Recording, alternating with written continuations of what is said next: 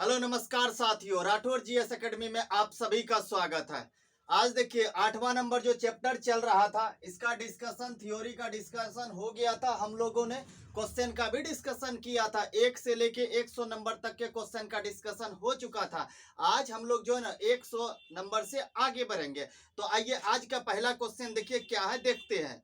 तो देखिए आज का पहला है, हरित क्रांति से अभिप्राय है। हरित क्रांति हमने जब डिस्कस कराया था तो उस टाइम हरित क्रांति के बारे में हमने बहुत सारी बातों का डिस्कस किया था। उस टाइम हमने ये भी बताया था कि हरित क्रांति जो शब्द है, हरित क्रांति शब्द किसने दिया था? चलिए बताइए, हरित क्रांति शब्द किसने दिया था?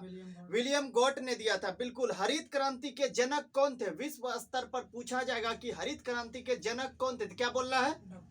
डॉक्टर नॉर्मन बोरलॉग बोलना है। डॉक्टर नॉर्मन बोरलॉग बोलना है। वही भारत में हरित क्रांति के जनक पूछा जाएगा तो कौन बोलना है?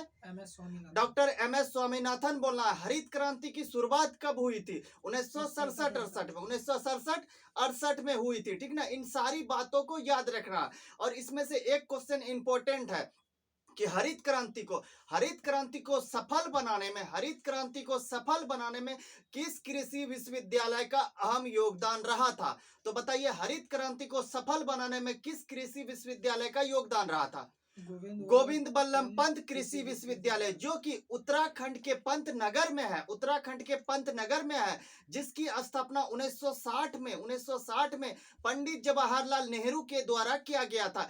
इसी का योगदान रहा था हरित क्रांति को सफल बनाने में। तो ऐसे भी पूछा जाएगा, भारत का प्रथम कृषि विश्वविद्यालय कौन है? तो गोविंद बल्लभ पंत ही हो जाएगा। और उसके बाद पूछा जाएगा योगदान किसका रहा था हरित क्रांति को सफल बनाने में? वहां पर भी आंसर होगा गोविंद बल्लभ पंत कृषि विश्वविद्यालय। यहां से बहुत सारा क्वेश्चन पूछा गया। पीसीएस में एक क्वेश्चन पूछा गया कि गोविंद बल्लभ पंत कृषि विश्वविद्यालय की स्थापना कब हुई थी? तो क्या बोलना है? 1960 बोलना है। 1960। इन सभी बातों को आपको याद रखना है। यहां से हमेशा क्वेश्चन पूछा गया। और एक बात याद रख लिए, जहां से एक बार क्वेश्चन पूछ लिया गया है वहां से क्वेश्चन पूछने की पूरी संभावना रहती है। तो आप सभी इन सभी बातों को याद रखेंगे। तो देखिए आगे बढ़ते, क्या था मूल क्वेश्चन, क्या था? हरित क्रांति से गहरा संबंध रहा। हरित क्रांति से गहरा संबंध, ये तो 100 नंबर का था जो डॉक्टर स्वामीनाथन का हो जाएगा। 101 नंबर क्वेश्चन क्या था? हरित क्रांति से अभिप्राय। हरित क्रांति से देखिए ऑप्शन सी में दिया, उच्च उत्पाद वैरायटी प्रोग्राम। उच्च उत्पाद वैरायटी प्रोग्राम, इसी को कहा जाता है HYVP। HYVP, high yielding varieties programme. High yielding varieties programme, इसका फुल फॉर्म पूछा गया है। HYVP, इसका फुल फॉर्म पूछा गया। किससे संबंधित है? हरित क्रांति से संबंधित है। और क्या फुल फॉर्म है? इन सभी बातों को याद रखना है, क्योंकि यहां से क्वेश्चन पूछा गया। तो क्या इसका आंसर हो जाएगा? ऑप्शन सी हो जाएगा, उच्च उत्पाद वैरायटी प्रोग्राम। इसी को इंग्लिश में कहा जाता है HYVP। HYVP, चलिए याद रखना है इसको। अब आइए 102 नंबर क्वेश्चन देखिए क्या कहता है। हरित क्रांति संबंधित है, हरित क्रांति खाद्यान्न उत्पादन से संबंधित है। और हमने ये भी बताया था हरित क्रांति जब आया था तो बेतहाशा उत्पादन जो गेहूं के उत्पादन में हुआ था, गेहूं के उत्पादन में बेतहाशा वृद्धि हुई थी। वहीं अगर जब पूछा जाएगा कमी किस में हुई थी, तो मोटे अनाज में हुई थी कमी। ये भी दोनों क्वेश्चन पूछा गया, किस उत्पादन, किस खाद्यान्न फसल में हरित क्रांति के आने के बाद बेतहाशा वृद्धि हुई थी, तो गेहूं बोलना है। और कमी पूछा जाएगा किस में हुआ है, तो मोटे अनाज को बोलना है। तो यहां देखिए क्या पूछा जा रहा है, हरित क्रांति संबंधित है, किससे संबंधित है? गेहूं के उत्पादन से संबंधित है। गेहूं के उत्पादन से संबंधित है। याद रखना है, जो जो हम एक्स्ट्रा फैक्ट बोलते हैं उसको लिख लिया कीजिए, और वहां से क्वेश्चन पूरा बनेगा। इंपॉर्टेंट फैक्ट को ही हम बोलते हैं, इसलिए उसको याद जरूर रखें आप लोग। तो आइए 103 नंबर क्वेश्चन को देखते हैं।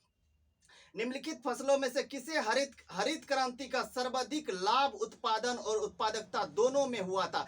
हमने क्या बताया, हरित क्रांति के आने से सर्वाधिक उत्पादन जो गेहूं के क्षेत्र में हुआ था, गेहूं के उत्पादन में हुआ था। उत्पादन एवं उत्पादकता दोनों में हुआ था। तो गेहूं में, क्या मारना है? गेहूं में। ऑप्शन डी हो जाएगा सही आंसर। देखिए आइए 104 नंबर क्वेश्चन। स्वतंत्रता प्राप्ति के बाद भारत ने सर्वाधिक प्रगति की थी। स्वतंत्रता प्राप्ति के बाद भारत ने सर्वाधिक प्रगति जो है ना गेहूं के उत्पादन में की थी हरित क्रांति के आने के बाद से।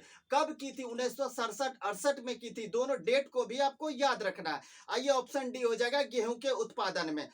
आइए 105 नंबर क्वेश्चन को देखते हैं। हरित क्रांति से प्रयुक्त मुख्य पादप यानी फसल कौन सा था? तो बताइए कौन सा था? गेहूं। गेहूं में भी कौन सा गेहूं? मैक्सिकन गेहूं। कौन सा गेहूं? मैक्सिकन गेहूं। ऑप्शन ऑप्शन डी हो जाएगा सही, मैक्सिकन गेहूं। याद रखना, गेहूं के उत्पादन में हुआ था, लेकिन किस प्रकार के गेहूं, किस किस्म के गेहूं में? तो मैक्सिकन गेहूं के उत्पादन में, मैक्सिकन गेहूं के उत्पादन में। ऑप्शन डी हो जाएगा सही आंसर। आइए 106 नंबर क्वेश्चन को देखते हैं। सूची एक को सूची दो से सुमेलित करना है, तो आइए करते हैं। देखिए एक में क्या दिया? ऑप्शन ए में दिया खाद्यान्न उत्पादन में वृद्धि। खाद्यान्न उत्पादन में वृद्धि किसके आने से हुआ है? तो हरित क्रांति के आने से हुआ है। तो ऑप्शन ए का क्या हो जाएगा? एक हो जाएगा। ठीक है। देखिए दुग्ध क्रांति, दुग्ध क्रांति के बारे में हमने विस्तार पूर्वक डिस्कस किया था और हमने बताया था दूध क्रांति, श्वेत क्रांति का संबंध जो है ना दुग्ध उत्पादन से है।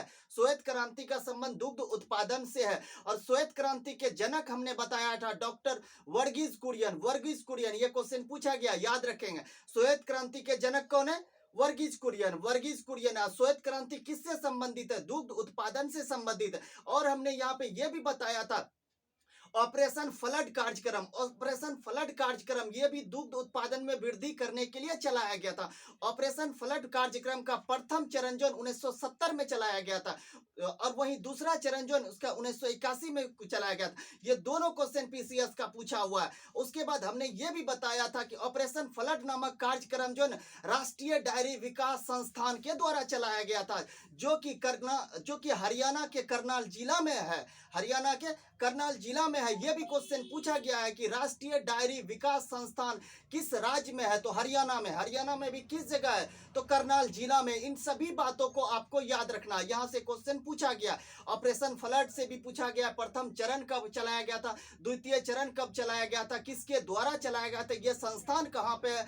उसके बाद श्वेत क्रांति को सफल बनाने में, जिस तरह हमने बताया हरित क्रांति को सफल बनाने में अहम योगदान कृषि गोविंद बल्लभ पंत कृषि विश्वविद्यालय का रहा था, उसी तरह श्वेत क्रांति को सफल बनाने में ना अमूल का योगदान रहा था। अमूल, जिसको कि आनंद मिल्क यूनियन लिमिटेड कहते हैं, आनंद मिल्क यूनियन लिमिटेड कहते हैं, इसी का अहम योगदान रहा था श्वेत क्रांति को सफल बनाने में। इन सभी पॉइंट को आप याद रखेंगे। आप क्वेश्चन बैंक उल्टा के देख लीजिए। इन सभी पॉइंटों से जो है ना रेलवे हो गया, एसएससी हो गया, बिहार दरोगा हो गया, पीसीएस हो गया, अनेकों बार यहां से क्वेश्चन पूछा गया है। तो आप लोग इन सभी बातों को याद रखेंगे।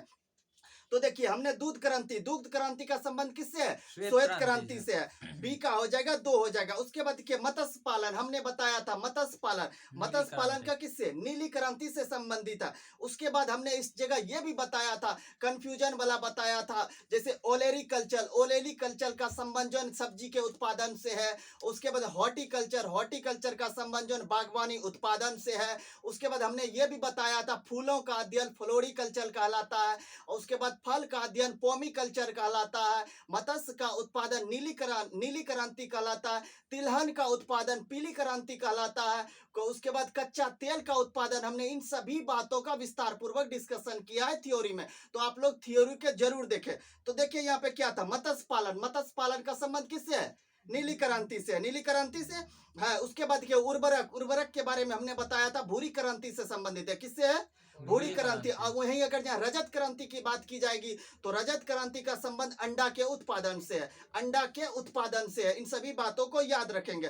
तो इसको मिलाइए, देखिए मिलाइए, 1 3 2 4 ऑप्शन ए हो जाएगा सही आंसर। चलिए आगे बढ़ते 107 नंबर क्वेश्चन।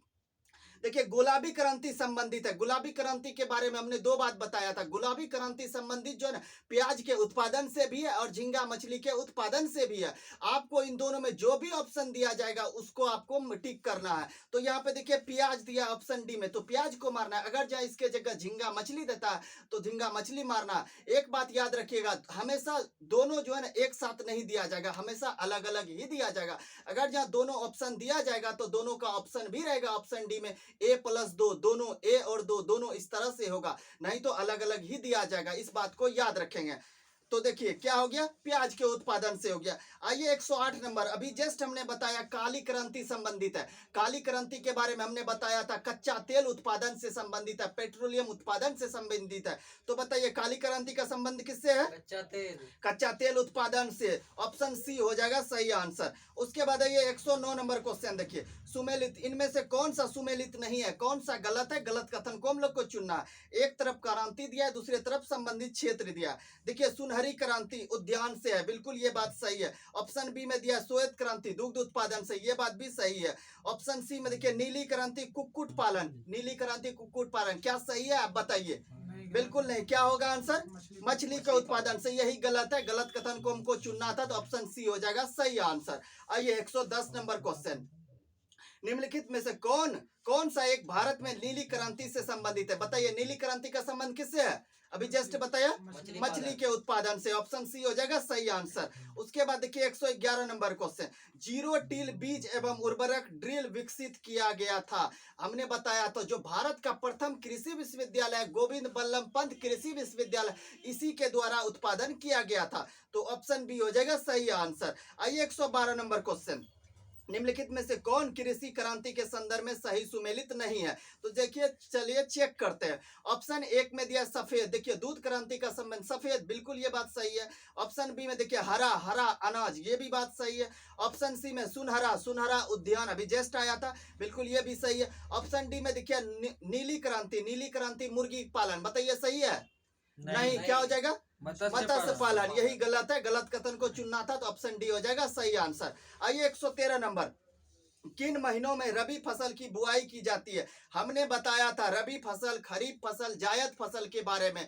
हमने रबी फसल के बारे में ये बताया था कि रबी फसल को जो अक्टूबर नवंबर में बोया जाता है, और अक्टूबर नवंबर में बोया जाता है। वहीं रबी फसल को काटा जाता है मार्च अप्रैल में। और हमने ये भी बताया था कि रबी फसल के अंतर्गत गेहूं, चना, मटर, सरसों, आलू, और ये सभी जो है ना रबी फसल के अंतर्गत आएगा। और हमने इस यहाँ से एक क्वेश्चन, नया क्वेश्चन यहाँ से पूछा गया है, क्रिएट किया हुआ क्वेश्चन है। यहाँ से ये क्वेश्चन पूछा गया था कि रबी फसल को किससे लाभ होता है? तो हमने डिस्कशन के दौरान बताया था कि रबी फसल को लाभ जो है ना पश्चिमी विक्षोभ से होता है। किससे होता है? पश्चिमी विक्षोभ से होता है। उसके बाद देखिए हमने खरीफ फसल के बारे में भी बताया था। खरीफ फसल के बारे में क्या बताया था? खरीफ फसल को कब बोया जाता है?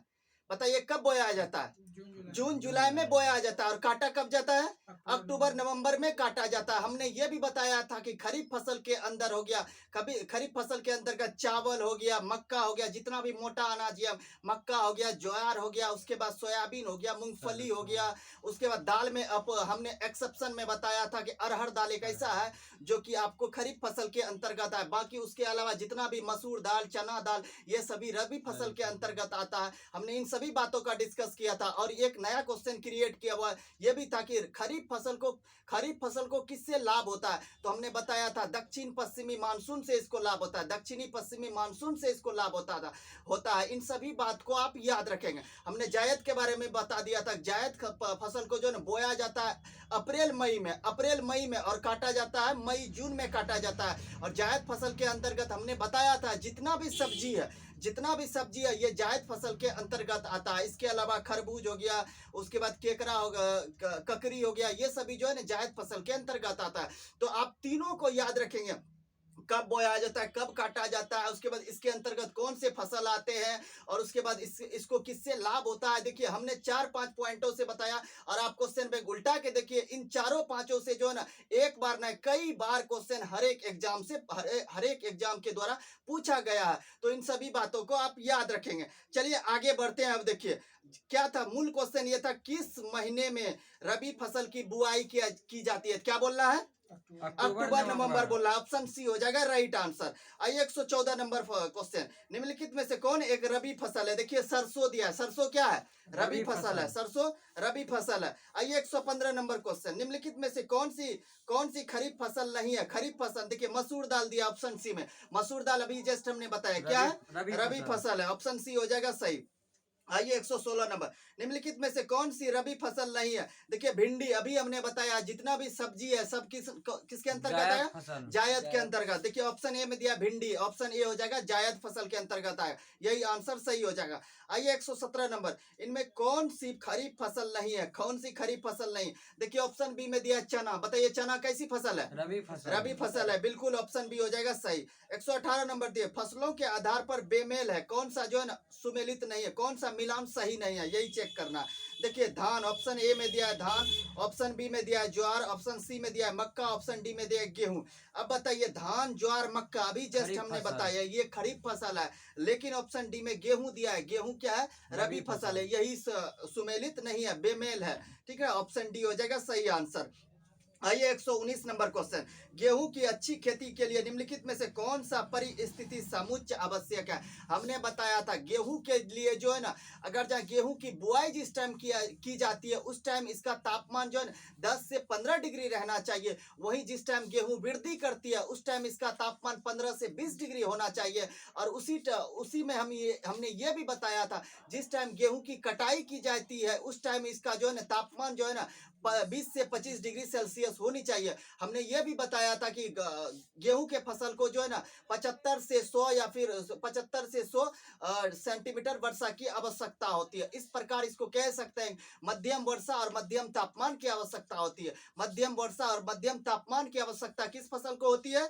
गेहूं की फसल को होती है। देखिए ऑप्शन ए में दिया है मध्यम ताप एवं मध्यम वर्षा, यही हो जाएगा सही आंसर। आइए 120 नंबर क्वेश्चन देखते हैं, नकदी फसल में सम्मिलित नहीं है। नकदी फसल के बारे में हमने बताया था, गन्ना हो गया, कपास हो गया, जूट हो गया, तंबाकू हो गया, उसके बाद चाय हो गया, कॉफी हो गया, ये सभी नकदी फसल के अंतर्गत है। इसके अलावा केला भी एक नकदी फसल के अंतर्गत आता है। लेकिन यहाँ पे देखिए ऑप्शन डी में दिया है गेहूं, गेहूं क्या है? नकदी फसल नहीं है, रबी फसल है। ठीक ना, याद रखना, यही हो जाएगा आंसर। आइए 121 नंबर क्वेश्चन, निम्नलिखित में से किस फसल को, किस समूह के फसल नकदी नहीं है? कौन सी फसल जो है नकदी फसल नहीं है? देखिए ऑप्शन ए में दिया है गेहूं, गेहूं मक्का चावल, ये तो देखिए रबी फसल और खरीफ फसल दोनों है, ये तो नहीं है। उसके बाद चना मटर सरसों, ये भी नहीं है, ऑप्शन बी में भी नहीं है।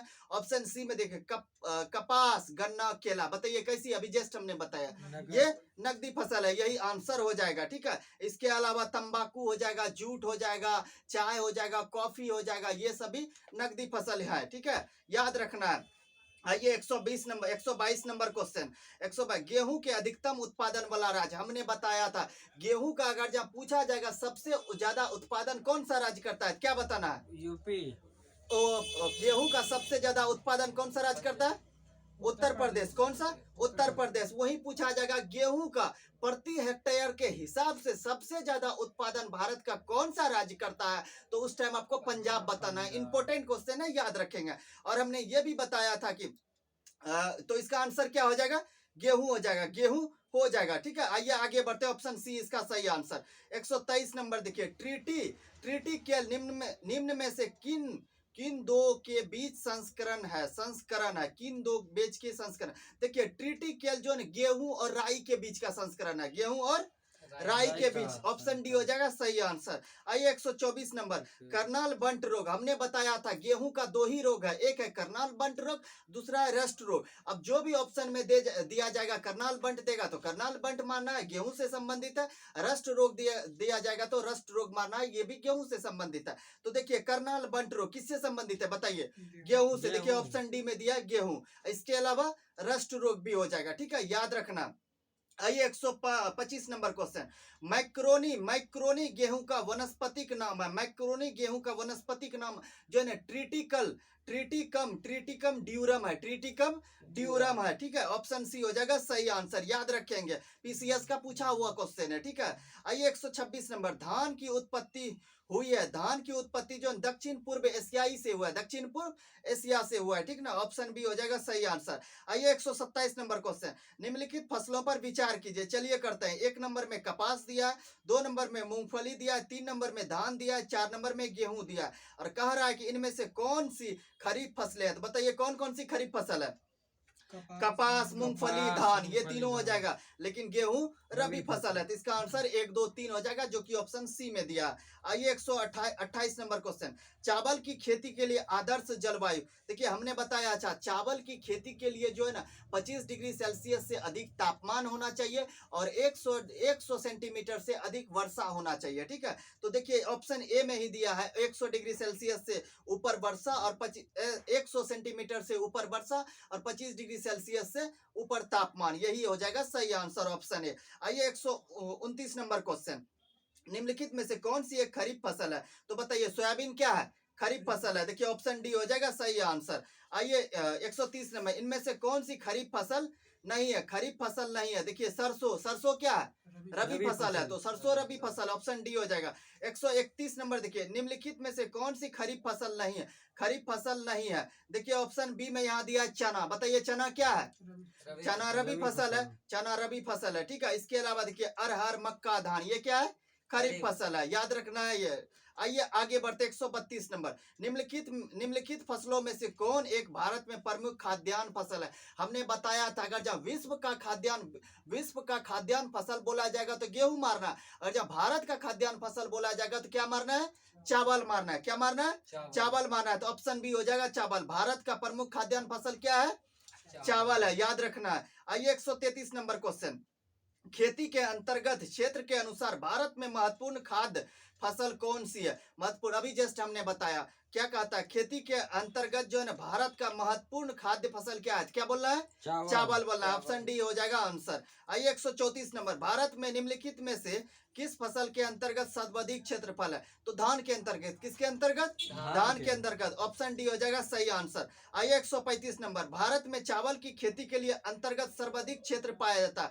हमने बताया था अगर जब पूछा जाएगा चावल का सबसे ज्यादा उत्पादन भारत का कौन सा राज्य करता है, तो आपको पश्चिम बंगाल मारना है। लेकिन वही बोला जाएगा चावल को सबसे ज्यादा कौन सा राज्य बोता मतलब बुआई करते हैं, कौन सा राज्य चावल को अधिक बोते हैं, अधिक क्षेत्रफल में बोते हैं, तो क्या बोलना है? उत्तर प्रदेश उस टाइम बोल रहा है। उत्तर प्रदेश सबसे अधिक क्षेत्रफल में बुआई उत्तर प्रदेश करते हैं, लेकिन उत्पादन जो है ना सबसे ज्यादा इसका जो है ना पश्चिम बंगाल करते हैं। इन दोनों बातों को याद रखना है, कंफ्यूज नहीं करना। तो यहाँ तक क्या सर्वाधिक क्षेत्र में किसके?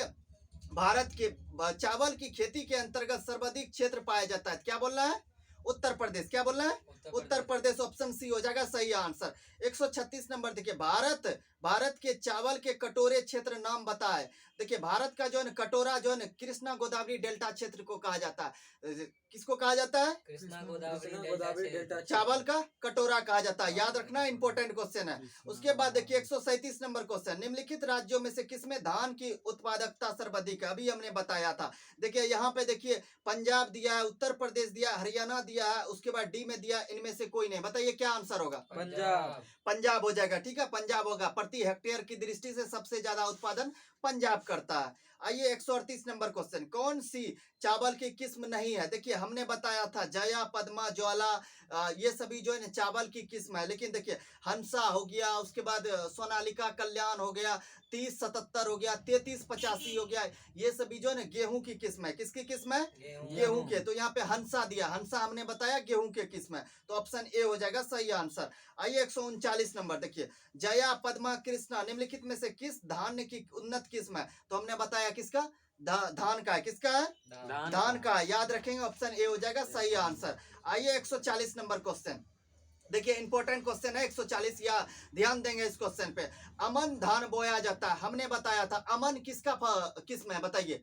अमन चावल का एक किस्म है। अमन हो गया, उसके बाद क्या ओस हो गया, बोड़ो हो गया, हमने बताया था ये तीन किस्म ऐसा है जो कि भारत के पश्चिम बंगाल राज्य में उगाया जाता है, लेकिन अलग अलग ऋतु में उगाया जाता है। वही हमने बताया ओस का उत्पादन जो है ना शीतकाल में किया जाता है। ओस चावल का एक किस्म है जिसका उत्पादन शीतकाल में किया जाता है, शीतकाल में किया जाता है। वही हमने अमन बताया था, अमन जो है ना चावल का एक किस्म है जो कि शरद काल में इसका उत्पादन किया जाता है। वही हमने बताया था बोड़ो एक चावल का किस्म है जो कि ग्रीष्म काल यानी गर्मी के दिनों में जो है ना इसका उत्पादन किया जाता है। ओस शरद काल, ओस का क्या बोले हमने?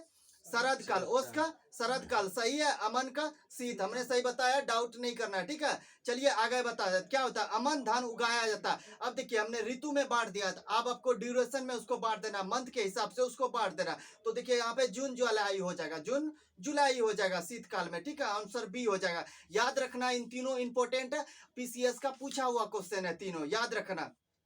आइए 141 नंबर क्वेश्चन। पूसा सुगंधा 5 एक सुगंधित किस्म है, ये धान का किस्म है, किसका किस्म है, धान का है। ये 142 नंबर। बरानी द्वीप किस फसल की किस्म है, ये भी एक धान का किस्म है, किसका है, धान का। 143 नंबर देखिए, निम्नलिखित में से कौन सी बासमती चावल की संकर प्रजाति है। पूसा RH10 जो कि पीसीएस का पूछा हुआ क्वेश्चन है, याद रखेंगे, ठीक ना। पूसा RH10 किसका किस्म है, चावल का, किस चावल का, बासमती चावल का किस्म है, बासमती चावल का किस्म है, एक संकर प्रजाति है, एक संकर प्रजाति है, याद रखेंगे, इंपॉर्टेंट क्वेश्चन है। आइए 144 नंबर क्वेश्चन। भारत में निम्नलिखित में से कौन सा राज्य चावल का सबसे बड़ा उत्पादक, अभी हमने बताया पश्चिम बंगाल, क्या पश्चिम बंगाल, ऑप्शन सी हो जाएगा सही आंसर। आइए 145 नंबर। निम्नलिखित में से कौन सा एक जीव चावल की फसल के लिए जैव उर्वरक का कार्य कर सकता है। तो नील हरित शैवाल क्या करेगा, नील हरित शैवाल करेगा, ऑप्शन ए हो जाएगा सही आंसर। आइए 146 नंबर क्वेश्चन। विगत एक दशक में भारत में किस एक निम्नलिखित फसल के लिए प्रयुक्त कुल कृषि भूमि लगभग एक जैसी बनी रही है। तो चावल का, किसका, चावल का, याद रखेंगे इस बात को भी। आइए 147 नंबर। भारत में चावल का अधिक उत्पादक है, चावल का अधिक उत्पादक, देखिएगा चावल का अधिक उत्पादक है। ऑप्शन ए में दिया आंध्र प्रदेश, ऑप्शन बी में दिया आपका बिहार, ऑप्शन सी में दिया है पंजाब, ऑप्शन डी में तमिलनाडु। देखिए पंजाब हमने बताया था कि प्रति हेक्टेयर की दृष्टि से गेहूं का सबसे ज्यादा उत्पादन करता है, और हमने बताया था तमिलनाडु भारत का एक ऐसा राज्य है जो कि सालों भर चावल की खेती करती है, सालों भर चावल की खेती करती है। तो देखिए यहाँ पश्चिम बंगाल नहीं है, तो अब तमिलनाडु मारेंगे, क्या मारेंगे, तमिलनाडु मारेंगे, याद रखेंगे, इंपॉर्टेंट क्वेश्चन है, कंफ्यूज इस क्वेश्चन में नहीं करना है। आइए 148 नंबर क्वेश्चन को देखते हैं। भारतवर्ष में चावल की खेती उन क्षेत्रों में होती है जहां वार्षिक वर्षा, हमने बताया 100 से 150 सेंटीमीटर वर्षा की आवश्यकता होती है, लेकिन ऑप्शन डी में देखिए क्या दिया, 100 सेंटीमीटर से अधिक। तो कोई बात नहीं, 100 सेंटीमीटर से अधिक इसको मारना है, ऑप्शन डी हो जाएगा सही आंसर। आइए 149 नंबर। निम्नलिखित में से किस एक राज्य में संकर धान की खेती के अंतर्गत सर्वाधिक क्षेत्र है। उत्तर प्रदेश में, कहाँ पे सर्वाधिक, संकर बोले, संकर धान की बोले, या फिर डायरेक्ट क्वेश्चन बोले सबसे अधिक क्षेत्र चावल उत्पादक के लिए कौन है, तो उत्तर प्रदेश ही मारना है दोनों में, ठीक है, कंफ्यूज नहीं करना। आइए 150 नंबर। भारत के राज्यों में से कौन सा राज्य चावल का सर्वाधिक उत्पादन प्रति हेक्टेयर की दृष्टि से सबसे ज्यादा करता है। क्या बोलना है, क्या बोलना है बताइए, क्या बोल रहे हैं, पंजाब बोल रहा है। पंजाब तो गेहूं की, हमने क्या बताया था, गेहूं का उत्पादन सबसे ज्यादा कौन करता है, पंजाब करता है। तो यहाँ पश्चिम बंगाल हो जाएगा, क्या हो जाएगा, पश्चिम बंगाल हो जाएगा, ठीक है। आइए 150 नंबर क्वेश्चन, 150 नंबर क्वेश्चन, 150 तक हो गया, ठीक है। आज टाइम भी हो गया, अब जो है ना यहाँ से आगे हम लोग नेक्स्ट क्लास में बढ़ेंगे, तो आप लोग पीछे वाले क्वेश्चन को जरूर रिवीजन करें, वहां से हमने अच्छे से डिस्कस कराया। एक क्वेश्चन को हमेशा हमने कोशिश किया है कि 1 से 4-5 पॉइंट को डिस्कस करने का, तो आप लोग पीछे को जो है ना, पीछे वाले को जरूर रिवीजन करें, वो आपके लिए फायदेमंद होगा। तो बहुत बहुत धन्यवाद, जय हिंद।